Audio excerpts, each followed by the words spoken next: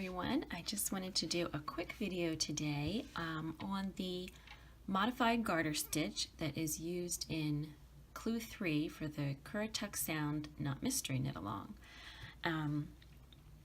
This is, as the name implies, a modification of garter stitch. It's pretty simple to work.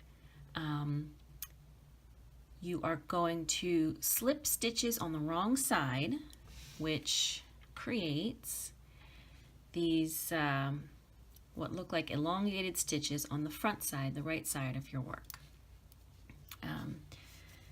So the front side of your work, the right side, you knit as you normally do, all the way to the end.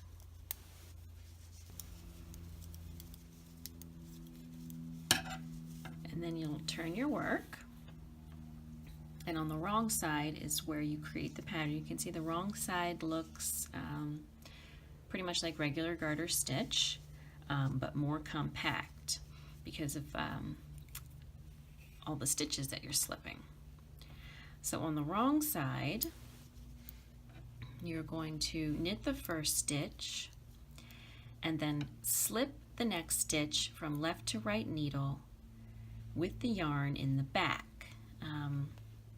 This might trip you up a little bit because when we're working on the wrong side, we're used to slipping with the yarn in front, so it doesn't show on the right side of your work. But in this case, we want that slipped stitch and that yarn to show on the right side.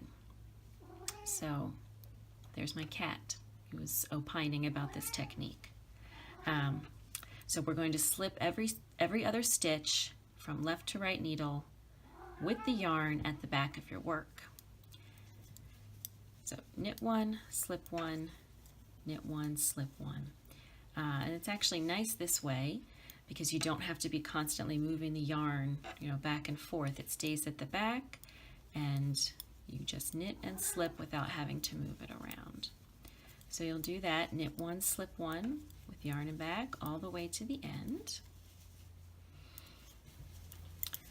You'll turn your work and you'll work another right side row like normal garter stitch, so just knit all the way to the end.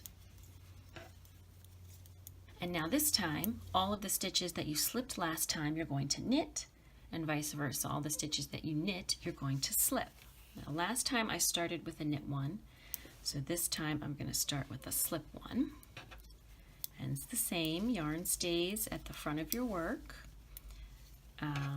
or at the right side of your work in back while you're knitting. Now for our knit along, because you're increasing one stitch every right side row, you're going to keep starting the same way every wrong side row. And because you're adding one stitch, it's automatically going to change which stitches are being knit and which are being slipped. But you'll find at the end of the row, either you'll have one more stitch that doesn't fit into the two-stitch pattern, or you won't, and that's going to dictate the pattern for you. You're just going to keep working it all the way to the end. Okay? So now you can see we've got these elongated strands, and they alternate. They move back and forth because every other wrong side row you're switching whether you knit or slip the stitches. But as I said, in the shawl itself, you're adding a stitch every right side row, so you're still going to start each row the same way. Knit one, slip one. Because you've added a stitch, the pattern is going to automatically alternate. So you won't have to worry about that. You just keep working to the end of the row. If you find there's an extra knit one or slip one at the end of the row, that's fine. The number of stitches doesn't matter. And it just depends whether the number of rows that are in your, in your particular stripe pattern will impact whether it's a row 2 or a row 4 that has an extra stitch at the end. But for your purposes, you don't have to worry about it too much. Every right side row you're going to knit, every wrong side row you're going to start with a knit one, slip one, and just continue in pattern all the way to the end. Okay, that's it for this pretty easy technique. Just a little bit of a change up from regular garter stitch.